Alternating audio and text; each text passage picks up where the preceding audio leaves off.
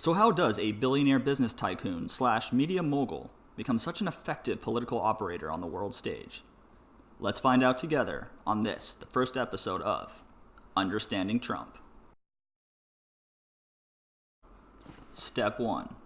Create negotiating leverage. Most people view a strong economy as an output, the result of a well-functioning and prosperous country. But President Trump realizes that it can also be used as an input, a tool that he can utilize in order to bring others to the negotiating table. He usually does this by reminding his counterparties that he's currently providing them with something that they need, but that if they don't play ball, he will take that something away.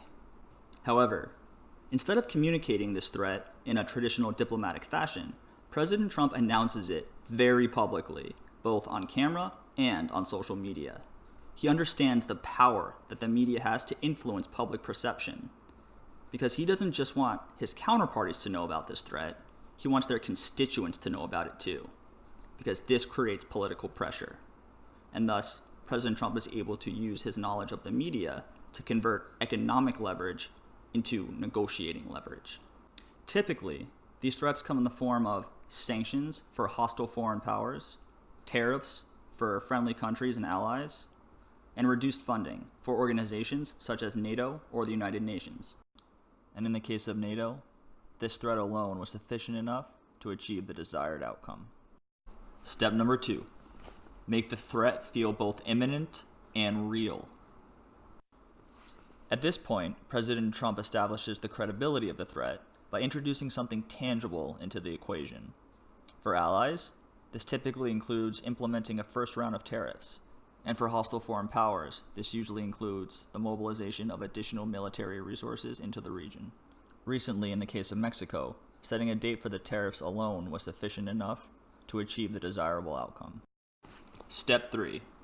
Pause for negotiation and provide some temporary relief. At this point, counterparties are usually ready to sit down and have a discussion, and as a gesture of good faith, President Trump will usually agree to provide some sort of temporary relief during the negotiation period. To help you make the right decision, he will also likely offer you some kind of incentive, usually an economic one. This is the proverbial carrot and stick scenario. It's generally prudent to take the carrot. Don't be a silly goose. Step number 4. Make good on the threat by implementing it in full. If you are negotiating against President Trump and you're at step 4, you've likely made a bad decision. If you were once an economic power, you likely no longer are, as your economy has probably been sunk.